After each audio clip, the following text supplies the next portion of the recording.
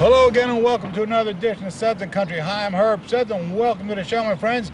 We're here in Madison, New Jersey at the Museum of Early Trades and Crafts. And Lori is right here, and she can tell us what the Museum of Early Trades and Crafts consists of and what it's all about. Great. Thank you, Herb. The Museum of Early Trades and Crafts is a non-profit educational institution that is devoted to looking at what life was like for Americans who lived before the rise of industrialization. Okay. What years would that be in? We look roughly at, say, the end of the American Revolution until the 1850s, so the 1780s and upwards to the mid-19th century. Okay. What can we expect to see? A bunch of exhibits in there with old tools and the way people lived, huh? Absolutely. We have exhibits that showcase the tools that people used and the products that they made with those tools by doing work with their hands without the aid of modern machinery. Wow. They really worked hard in those days with their hands. They did. Everything was labor. It was very labor intensive. Absolutely. Well, Lori, let's take a walk inside and see what we can find, okay? Okay. All right, come on inside, everybody. Oh, well, Lori, we're in the building here. We're in the museum. Before we get into the museum, tell us what your position here at the museum is. I'm the museum's curator, and that means that I work on permanent exhibits and changing exhibits, and I also take care of the museum's collection of permanent artifacts. How often do you change exhibits in this museum?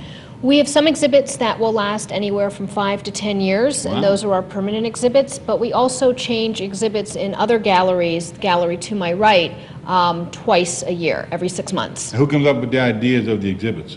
We have a director and an assistant director and myself, and the three of us all work together to decide what we think would be interesting to the public. What do you do with the old exhibits?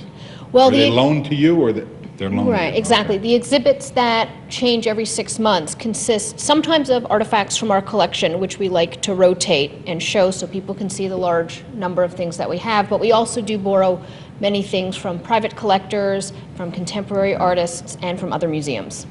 Tell us where we are, where we're standing. Well, we're standing right here in the middle of the museum, and people come in here and are often awed by the beauty of this place. As you can see, there are brick walls that have been glazed and painted. We have stained glass windows, high vaulted ceilings. The doors in back of us are heavy wooden doors with leaden glass, and they depict on the top the first universities in this country.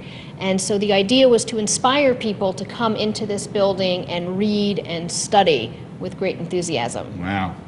Well, I think it's definitely, I was in awe when I walked in here. It's definitely worth taking a look at. Lori, who is Ken Olson? Ken Olson is a resident of Madison, New Jersey, who for many years worked as a commercial artist, and in his spare time created works in a folk art style.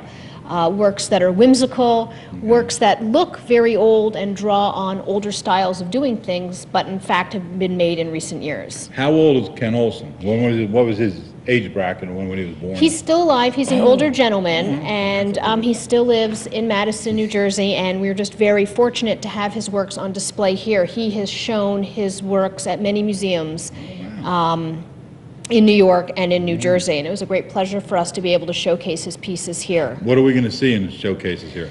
Well, he has artifacts that sort of poke fun in a good-natured way at American presidents and figures of American history.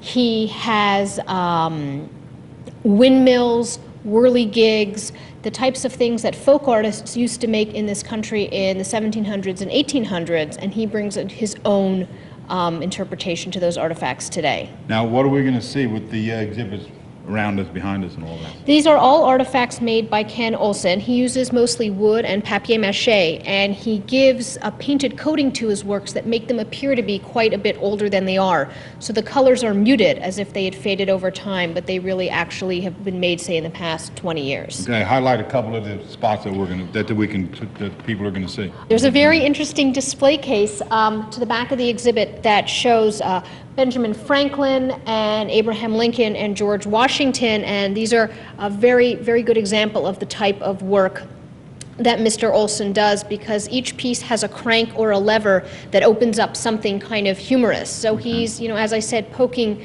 good-natured fun at these historical characters who are often treated quite seriously. And how about the Abraham Lincoln exhibit? Abraham Lincoln is another example of how he draws on American history in creating present-day things. Well, Lori, tell us about the exhibit that we're in. We're standing in an exhibit area that looks at what farm and family life was like for an average family living in New Jersey in, say, 1850. Okay. This is a permanent exhibit, so it uses all of the artifacts from our collection to look at what men, women, and children would have done on a New Jersey farm. Okay. Now, there's 3 parts to this exhibit. Exactly. Part of the exhibit looks at the agricultural work that often Correct. men did, Right. looks at children's play work and also some of the work responsibilities Correct. that children had, and it also looks at what women's work was. But of course, farm families all depended on each other, and there was a lot of interconnection Without a among these jobs and chores. Well, Lori, what's part 1 of this exhibit? Well, right now what we're looking at are some of the tools that a farmer would have used on a farm, and one of the most interesting pieces in here is this really big scythe. When people look at it, they think that that must be a very unwieldy tool to use, but it's actually an excellent example of a well-made tool that's really balanced. And once you get the hang of it, it is not as cumbersome as it looked, and it's something that would have been used to cut grass. I'm ready for part 2 of this exhibit, Lori. Great, thank you. Well, what you see here are examples of some of the artifacts that would have been produced by young girls on a farm. There's a sampler on display, which is something that girls used to learn both how to sew and also to learn the alphabet, because they would actually sew letters and numbers, and as they got better, their sewing would become more elaborate. And it's also worth mentioning that this whole exhibit area is put into what used to be the library stacks of this building. And if you look closely, you'll notice that at the front of each exhibit area is where the book stacks would have been, and we've nestled our artifacts into that, trying to preserve the building and also show our collection. Interesting.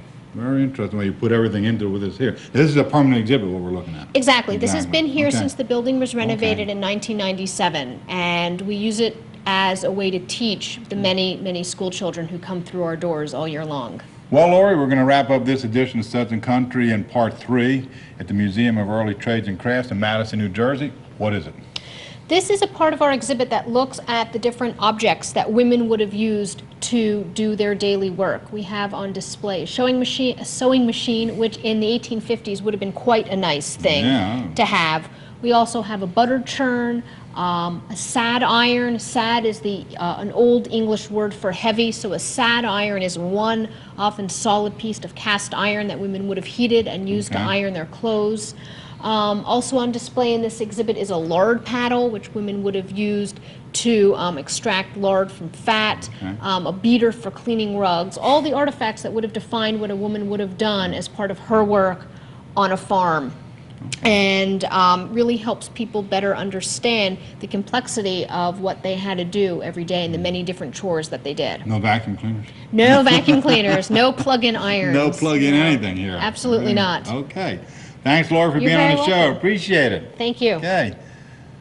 Website, before we go. What's your website? You can visit us on the web at www.rosenet.org/METC. Okay.